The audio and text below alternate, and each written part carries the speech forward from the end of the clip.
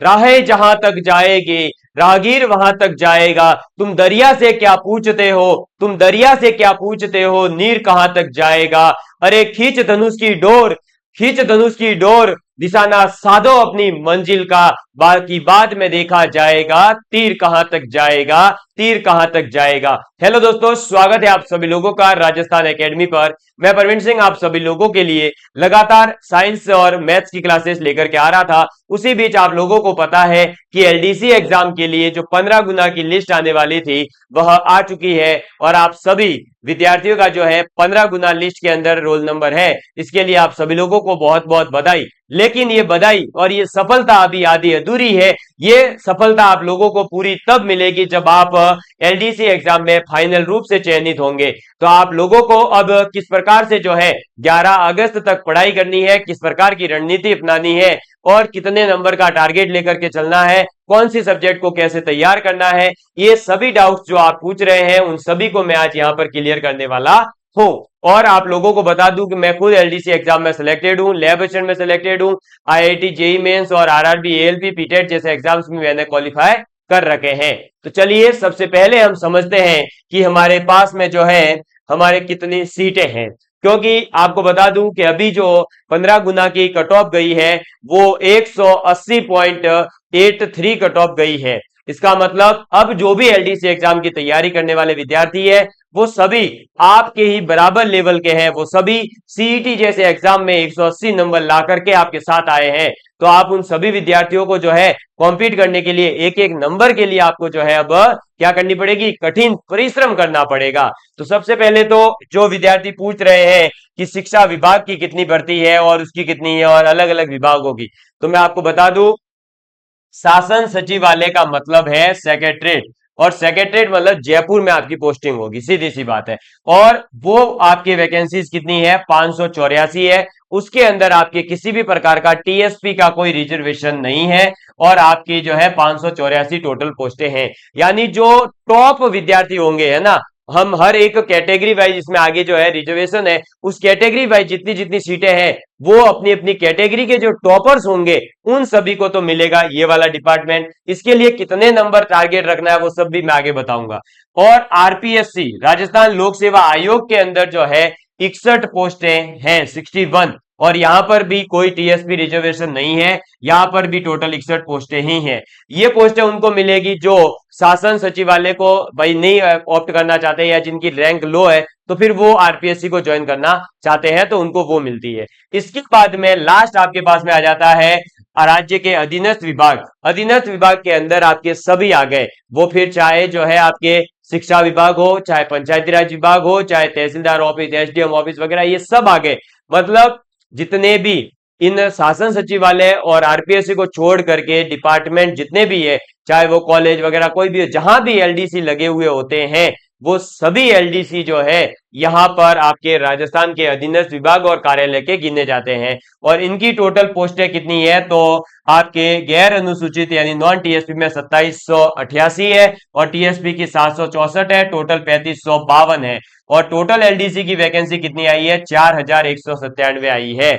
तो 3552 पद जो है वो आपके लिए है अगर आप शिक्षा विभाग वगैरह और अलग अलग विभाग जो है उनमें जाना चाहते हैं तो। क्लियर। अब ये मान के चलिए कि केवल और केवल 4197 विद्यार्थियों का चयन होगा फाइनल तो, और अभी विद्यार्थी लगभग 65,000 पास हुए हैं 15 गुना के अंदर। मतलब आपको 65,000 से अब सीधा कहां पहुंचना पड़ेगा, टॉप 4000 के अंदर पहुंचना पड़ेगा, यानी 61,000 विद्यार्थियों को पीछे करना है। अब देखिए वो कैसे पीछे होंगे उसके ऊपर। सबसे पहले हम जानते हैं कि एलडीसी एग्जाम का आपका एग्जाम पैटर्न क्या रहेगा, उसको देख लीजिए। तो यहां पर दो फेज होने वाली है। फर्स्ट फेज में आपका रिटर्न पेपर होगा, यानी आपको लिख करके आपको अपनी स्किल के मतलब आपको जितना पढ़ सकते हैं, जितना पढ़ करके अपनी मेहनत से जो आप नंबर एक्वायर करेंगे वो तो आप फेज 1 में करेंगे। फेज 2 के अंदर जो है आप लोगों को बता दूं इसमें कंप्यूटर टाइपिंग होगी, यानी यहां पर आपकी जो है टाइपिंग स्पीड काम आएगी। अब कई विद्यार्थी पूछ रहे होंगे टाइपिंग कब करनी है, तो टाइपिंग वगैरह सब बताऊंगा, अभी ध्यान से सुनो। फेज 1 के अंदर आपको पढ़ना है सामान्य ज्ञान और विज्ञान और गणित और आपका हिंदी और इंग्लिश। ठीक है, यहाँ 3-3 घंटे मिलेंगे, 200 नंबर के ये टोटल पेपर है। इनका सिलेबस क्या है वो भी बताया जाएगा। सेकेंड फेज जो है वो आपका देखिए यहां पर जो है टाइपिंग का होगा। और यहां पर एक विशेष बात ये भी याद रखें कि जो निःशक्त व्यक्ति होते हैं, यानी जो फिजिकली वगैरह हैंडीकैप्ड वगैरह है, जिनके आंखों में कुछ प्रॉब्लम है, ऐसे जो विद्यार्थी हैं जिन्होंने अपने इस प्रकार की विकलांगताओं के बावजूद भी मेहनत करके सफलता हासिल करी है इस सीईटी के अंदर, और आगे वो जो है रिटर्न में भी अगर अच्छा करते हैं, तो उनके लिए टाइपिंग की जगह पर जो है फेज 1 जो होता है, उस फेज 1 में जो नंबर आए होते हैं उन्हीं के औसत अंक जो है उनको फेज 2 के अंदर दिए जाते हैं। एक तरह से उनके जो है मतलब ये टाइपिंग वगैरह नहीं होती है, उनके सीधे ही फेज 1 में जो नंबर आए थे उसका औसत जो है यहां पर दे दिया जाता है। तो ये आपको समझ में आ गया कि कौन कौन सी सब्जेक्ट पढ़नी है। मेजर आपको 5 सब्जेक्ट पढ़नी है। एक सामान्य ज्ञान पूरा हो जाएगा, जीके वाला पोर्शन, सामान्य विज्ञान, गणित, हिंदी और इंग्लिश। अब देखिए आगे, सबसे पहले बात करते हैं सामान्य ज्ञान की। तो सामान्य ज्ञान के अंदर आपके कौन कौन सा पोर्शन है, तो इसमें आपके एक तो पढ़ना है समसामयिकी मामले, करंट अफेयर्स पूरा का पूरा। अब करंट अफेयर्स के लिए मैं आपको पहले ही बता दूं, राजस्थान का एग्जाम है इसलिए ज्यादा करंट अफेयर राजस्थान का पूछा जाता है। तो अभी आप जो है कहां तक का, तो जनवरी से लेकर के, कहां तक का, जनवरी से लेकर के आप जून तक का, यानी इस महीने तक की मैगजीन जो है वो आप पढ़िए। और अब से आप रेगुलर जो है न्यूज़पेपर तो पढ़ते ही आइए, मैंने पहले भी बताया है न्यूज़पेपर रेगुलर पढ़ते रहिए, बहुत हेल्प मिलेगी।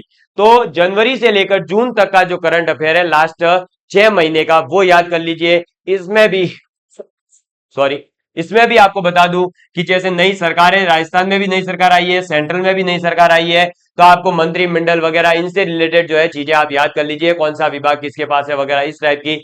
ठीक है, और इसके अलावा मोदी जी से रिलेटेड जो रिकॉर्ड्स हैं वो याद कर लीजिए।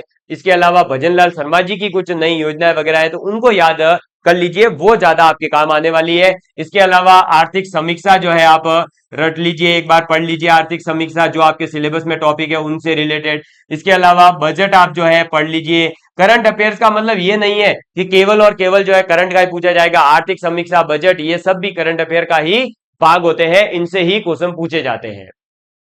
फिर आपके पूरा का पूरा भारत की पारिस्थितिकी एवं वन प्रणाली दे रखी है, यानी इकोसिस्टम के बारे में पढ़ना है। फिर राजस्थान की पूरी ज्योग्राफी आपको पढ़नी है। अब नहीं पढ़े पुरानी पढ़े, अरे भाई पुरानी पढ़ते रहो, है ना। जब तक अभी तक कहीं भी किसी भी प्रकार का राजस्थान सरकार ने कहीं भी ऐसा नोटिफिकेशन नहीं दिया है कि हम जो है नए जिलों के अनुसार कोई चीज पूछेंगे, तो जब वो नहीं पूछ रहे, जब उनके डॉक्यूमेंट अभी भी 33 जिलों के हिसाब से निकल रहे हैं, तो आप क्यों अपना जो है टाइम वेस्ट कर रहे हो। आपको अपने पुराने अनुसार पढ़ते रहिए, कुछ भी नहीं करना है। ठीक है, इसके बाद राजस्थान के जो भी कृषि और आर्थिक विकास, यानी वही है, ये सब पूरा का पूरा आपके आर्थिक समीक्षा के अंदर दे रखा होता है, पूरा का पूरा पढ़ना पड़ेगा।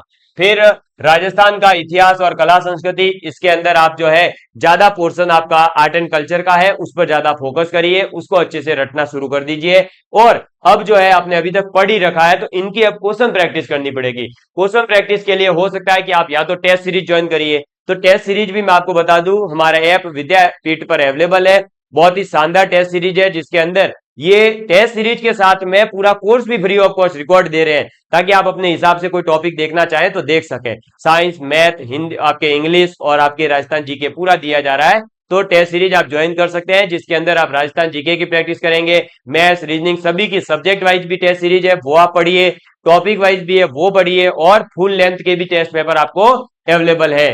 ठीक है, तो आप वहां से जो है इनको क्या कर सकते हैं, अब रिवाइज कर सकते हैं, क्योंकि अब आपको जो है आपके पास समय नहीं है कि आप इनको जो है क्या करने बैठे, अब टॉपिक्स को अब पढ़ने बैठे, अब पढ़ने का समय गया, अब आपको ज्यादा से ज्यादा प्रैक्टिस करनी होगी। और प्रैक्टिस कैसे होगी, जब क्वेश्चंस करेंगे, प्रीवियस ईयर के क्वेश्चंस करिए, है ना। जो रिव्यू की बुक आती है च्यवनप्राश प्रकाशन के द्वारा, बहुत अच्छी पुस्तकें निकाली जाती है, आप वो पढ़िए, उनके अंदर रिव्यू किए हुए क्वेश्चंस होते हैं, उनको पढ़िए। ज्यादा से ज्यादा पीवाईक्यूज ही आपसे जो है रिलेटेड पूछे जाते हैं, तो उन पीवाईक्यूज को अच्छे से तैयार करें। ठीक, इसके बाद देखिए हमारे पास में दैनिक विज्ञान का पोर्शन आ जाता है। दैनिक विज्ञान के अंदर ना तो कोई बुक पढ़ने की आपको जरूरत है, हाँ अब जो है आपको टेस्ट सीरीज ज्वाइन कर लेनी चाहिए। मैंने आपको बता ही दिया, टेस्ट सीरीज हमारे ऐप पर अवेलेबल है, इस वीडियो के अंदर डिस्क्रिप्शन में है ऐप का लिंक। आपको पूरी की पूरी विज्ञान हमारे YouTube channel Rajasthan academy Sirohi पर कंप्लीट करवा दी गई है, और एडवांस साइंस करवाई है। अगर आप लोग पढ़ेंगे, आप एक बार वीडियो देखेंगे तो आपको पता चलेगा कि हाँ रियल में साइंस जो है इसको कहते हैं। अब कई लोग तो जो है आपको बल और गति पढ़ा रहे हैं, अरे बल और गति आपके सिलेबस में कहीं नहीं है, आप ये पूरा सिलेबस है आपका एक एक पॉइंट जो है space technology, biotechnology, information technology सब कुछ पढ़ाया गया है। बस आपको पढ़ने की जरूरत है। अभी ही जाकर के प्लेलिस्ट के अंदर देख लीजिए 120 से प्लस वीडियोस एडेड है, वो है आपके पूरे साइंस के टॉपिक वाइज, पढ़ लीजिए आपका काम हो जाएगा। इसके अलावा सिर्फ और सिर्फ टेस्ट सीरीज ज्वाइन कर लो और आराम से क्वेश्चंस करो। इसके अलावा कुछ भी पढ़ने की जरूरत नहीं है, इसमें इतना कंटेंट पढ़ा दिया गया है फ्री ऑफ कॉस्ट। ठीक है, तो ये आपको जो है तैयार कर लेना है। यहाँ पर आर्ट्स वाले विद्यार्थियों को भी ये सब चीजें समझ में आ जाएगी अगर आप एक बार पढ़ेंगे तो। अब केवल और केवल जैव प्रौद्योगिकी और इंफॉर्मेशन टेक्नोलॉजी रहा था, वो भी चल रहा है। और पूरी साइंस इस प्रकार से पढ़ाई है कि कॉमर्स और आर्ट्स के विद्यार्थी कमेंट करने और मैसेज करने पर ये जो है कंट्रोल नहीं कर पाए कि सर आपने रियली ऐसा पढ़ाया है। तो आप एक बार पढ़कर देखिए, है ना, आपको पूरी साइंस हो जाएगी। आप कितनी ही बुकें उठाकर देख लेना, इस लेवल का कंटेंट नहीं मिलेगा। हाँ जरूर, जो मेरी खुद की लिखी हुई पुस्तक है वो अगर आप लेंगे तो उसमें मिलेगा। च्यवन प्रकाशन के द्वारा प्रकाशित की गई है, पूरी गाइड है, आप इसको गाइड को ले सकते हैं, ये रही। ठीक है, इस गाइड को आप ले सकते हैं। इसके अंदर बहुत ही अच्छे अच्छे शख्सियतों ने इस पुस्तक को लिखा है। ठीक है, जैसे गौरव सिंह गानेराव सर है, नीतू रस्तोगी मैम है, रोहित नामा सर है, इन सभी ने मिलकर के इस पुस्तक को अच्छे से हमने तैयार किया है, तो आप लोग पढ़ सकते हैं। इसके बाद गणित भी ऑलरेडी हमारे चैनल पर अवेलेबल है, आप लोग देखेंगे तो 47 वीडियो अवेलेबल है। और 47 वीडियो के अंदर गणित के 5 टॉपिक जो है आप लोगों को करवा दिए गए हैं। कौन कौन से टॉपिक करवा दिए हैं पहले ही बता दूं, गुणनखंड वाला हो गया है, ज्योमेट्री हो गई है, समतल आकृति हो गया है, कोण और उनके माप हो चुके हैं। अब पहली यूनिट रही है और तीसरी रही है और 7वीं रही है। पहली यूनिट वैदिक गणित जो है मैं शुरू कर चुका हूं, और वर्ग, घनमूल और घन और आपके वर्गमूल 4 जो है 6 अंकों तक के ज्ञात करना सीखना है। इसके अलावा आपको कुछ भी नहीं करना है, तो ये ऑलरेडी स्टार्ट हो चुका है। आप अगर जो है गणित और विज्ञान के अंदर अच्छा स्कोर करना चाहते हैं तो दोनों प्लेलिस्ट आप कंप्लीट कर लीजिए, उसके बाद टेस्ट सीरीज ज्वाइन कर लीजिए। आप इजीली 30 से 35 नंबर तो हर एक विद्यार्थी लेकर के आ जाएगा। और जो साइंस मैथ का विद्यार्थी है उसको मैं यही कहूंगा कि उसको टारगेट ये लेकर के चलना है कि वो आपके मैथ्स और साइंस दोनों के अंदर 45 प्लस नंबर ला सके, या 45 तो कम से कम लेकर आए ही। यानी उसका टारगेट होना चाहिए कि जो पहला पेपर है सामान्य विज्ञान और हिंदी, आपके गणित और विज्ञान का, उसके अंदर आपके 90 से नंबर तो, केवल 90 नंबर तो किसमें आ जाए, गणित और विज्ञान के पोर्शन में से आ जाए। फिर बचा हुआ जो जीके का पोर्शन है उसमें आप 15, 20, 25 क्वेश्चन जितने सही कर सके कर लेंगे तो आपका आसानी होगी। जो आर्ट्स का विद्यार्थी है उसके लिए जीके वाला पोर्शन अच्छे से रट्टा मारो, और विज्ञान के पोर्शन को अच्छे से रट्टा मारो। और गणित के अंदर मैंने आपको जो है बताया है कि आपको ऐसे ऐसे क्वेश्चन पूछे जाएंगे, इतने सिंपल सिंपल, कि अगर आपको हर एक ये जो 7 यूनिट है, इन 7 यूनिट की केवल बेसिक बुनियादी समझ भी है तो भी आप कर पाएंगे। तो एक बार आप पढ़कर देखिए, ये मत सोचिए कि बस गणित होगी ही नहीं, पढ़कर देखिए तो आपको पता चलेगा कि कैसे पीवाईक्यू आए। और मैंने हर एक क्लास के साथ प्रैक्टिस के लिए पीवाईक्यू करवाया है, तो आप पीवाईक्यू करिए, आपको समझ में आ जाएगा। और पहले ही बता रहा हूं कई क्वेश्चन तो सीधे सीधे रिपीट हो रहे हैं, कर लो मेरे दोस्तों, बहुत फायदे में रहोगे। इसके बाद हमारे पास में है हिंदी और इंग्लिश। तो हिंदी और इंग्लिश के लिए, हिंदी के लिए राघव प्रकाश जी की पुस्तक ले लीजिए। इसके अलावा मैं जो है कुछ नोट्स भी शेयर करने वाला हूं। तो राघव प्रकाश जी की पुस्तक है, बहुत ही शानदार पुस्तक है, उसको आप तैयार कर लीजिए। उसके अलावा टेस्ट सीरीज, अब जो है ज्यादा से ज्यादा प्रैक्टिस करिए। और टेस्ट सीरीज भी ऐसी ज्वाइन नहीं कर लेनी है जिसमें से क्वेश्चन ही नहीं आया एग्जाम में, ऐसी ज्वाइन करिए जहां पर आपको, देखो यूट्यूब पे आप पहले कंटेंट देखो, है ना, उनका एग्जाम से रिलेटेड कंटेंट है, तो आप वहां से आराम से जो है ज्वाइन करिए, आपको पता चल जाएगा कि कैसा पढ़ाते हैं। समझ में आई बात। इंग्लिश के लिए देखिए, अब डेली जो है आप सिनोनिम एंटोनिम्स तैयार कर लीजिए, है ना, आप 1 वर्ड्स तैयार करिए। इसके अलावा कंफ्यूजिंग जो वर्ड्स होते हैं वो याद करिए। ग्लोसरी ऑफ ऑफिशियल है, टेक्निकल टर्म्स है, उनको याद करिए, उनके हिंदी वर्ड्स याद कर लीजिए। ये सब चीजें जो है आप बीके रस्तोगी जी की पुस्तक आती है उसमें से कर सकते हैं, अरियंत की पुस्तक है उसमें से कर सकते हैं, है ना। वहां से अगर आप ये सब कंटेंट तैयार कर लेंगे, देखो जो विद्यार्थी पहले से फिक्स है कि मेरी 2-3 सब्जेक्ट अच्छी है, वो तो क्या करे, उन्हीं सब्जेक्ट पर ज्यादा फोकस करे और बाकी में थोड़ा थोड़ा समय दे। जिसको लग रहा है कि मेरी एक भी सब्जेक्ट पूरी तो अच्छे से है नहीं, क्योंकि आर्ट्स वाला विद्यार्थी सोचे कि मैं जीके पूरा कर लूंगा, भाई 50 क्वेश्चन आप भी नहीं कर सकते, ये मैं लिख के दे सकता हूं। तो जब आप पूरे नहीं कर सकते तो आप क्या करिए, थोड़ा थोड़ा थोड़ा थोड़ा सब में, तो थोड़ा थोड़ा करते हुए भी क्या हो जाएगा, बहुत ज्यादा हो जाएगा और आपका सिलेक्शन हो जाएगा। पहले ही बता रहा हूं कि आपके अगर टाइपिंग के अंदर देखें तो टाइपिंग 100 नंबर की है मेरे प्यारे दोस्तों। अब मैं आपको जो है यहां लेकर के आता हूं, देखिए सबसे पहले बता दूं कि आपके पास 200 नंबर जो है रिटर्न के, वो आपके हाथ में, आप जितना चाहोगे उतना स्कोर इसमें बढ़ा सकते हो। लेकिन अगर मैं बात करूं टाइपिंग वाला, तो 100 नंबर है ना।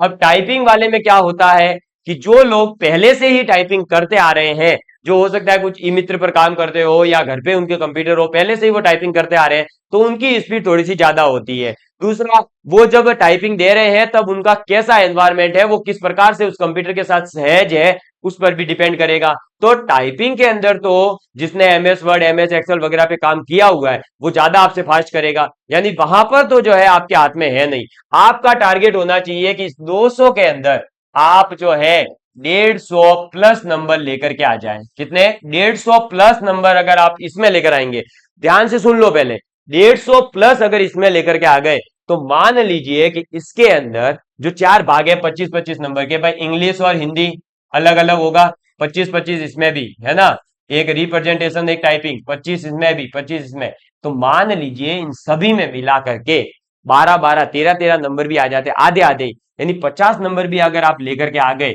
तो 50 इधर और 150 इधर, 200 नंबर हो रहे हैं, तो आपका सिलेक्शन होने के चांसेस हो जाएंगे। वरना टाइपिंग में अगर आप ये सोचो कि नहीं मैं जो है 100 स्कोर कर पाऊंगा, तो बहुत मुश्किल है, बहुत ज्यादा टाइपिंग करनी पड़ेगी आपको, और आपको समय कितना मिलेगा ये भी फिक्स नहीं है। तो टाइपिंग के लिए आप क्या करें कि अभी से, है ना, अभी से मतलब आज से ही नहीं लग जाना है, अभी पहले क्या करें कि जो रिटर्न वाला पेपर है इसके अंदर टेस्ट सीरीज दें, और टेस्टों के अंदर अगर आपके जो है 160 170 तक नंबर पहुंच रहे हैं तो आप निश्चिंत हो जाएं कि हाँ अब जो है आप रियल पेपर के अंदर भी 150 140 145 इतने पे पहुंच जाएंगे। फिर क्या करिए, जब इतना आपका स्कोर होना शुरू हो गया है अगर, तो आप उसको रिवाइज भी करते रहिए, और दिन में 1-2 घंटा जो है आप टाइपिंग पर भी शुरू कर दीजिए। टाइपिंग में सीधे टाइपिंग पे मत बैठ जाइए, आप इसके अंदर क्या करिए, पहले एमएस एक्सेल है, एमएस वर्ड है, पावर पॉइंट है, इनको ओपन करना सीखिए, इनकी कुछ जो शॉर्टकट कीज होती है वो याद करिए, क्योंकि उनसे रिलेटेड भी तो जो है वहां पर काम करना है। 25-25 तो इसमें रिप्रेजेंटेशन का भी है। देखो मैं आपको बता दूं, कई बार जो है हम गलत फहमी में रहते हैं, ये देखो यहाँ स्पष्ट लिखा हुआ है, क्या लिखा हुआ है देख लो, केवल और केवल टाइपिंग नहीं होती है यहाँ पर, ये और बता दूं, गति परीक्षण और दक्षता परीक्षण, यानी कि एक तो आपकी स्पीड टेस्ट होगा और एक होगा आपका दक्षता, यानी कि आपकी प्रोफेंसी एफिशिएंसी कितनी, आप जो है एमएस वर्ड, एमएस एक्सेल इन पर कितना फास्ट काम करते हैं। तो पहले आप इसको सीखे, टाइपिंग भी 10 मिनट मिलेगी, इसमें भी 10 मिनट मिलेगी, इसमें भी 10 है, इसमें भी 10 है, तो इंग्लिश वाले में आपकी टाइपिंग जल्दी हो जाएगी। तो आप कोशिश करें कि जैसे तैसे करके इसमें 100 में से आप जो है, देखो इंग्लिश वाला भाग जो है ना वो कंप्यूटर में इजी पड़ेगा क्योंकि वहां हिंदी तो होती नहीं है, तो इंग्लिश वाला भाग 50 नंबर का है, इसमें कोशिश करना कि आप 40 प्लस स्कोर कर पाए, क्योंकि हिंदी वाला टफ होगा, कम समय मिले तो भी आप जो है हिंदी में अगर 10-15 भी स्कोर कर ले जाते हैं तो अल्टीमेटली आपको जैसा कि पता है कि आपको फेज अलग अलग नंबर लाने हैं, दोनों फेज में 40-40%, यानी यहां पर जो है आपको कितने लाने हैं, 80 नंबर, और यहां पर जो है आपको 40 नंबर, तो 120 नंबर तो आपको लाने ही है। अब यहां पर मैं बता दूं कि जो आपका एससी एसटी कैटेगरी है उनके लिए यहाँ रिजर्वेशन है, यहाँ 35% है, तो वो अब जो है ना ऐसा नहीं सोचना कि वो 35% के हिसाब से करूं, नहीं भाई, आप भी टारगेट 60 70 80% का रखो तो आपका सिलेक्शन निश्चित रूप से होगा।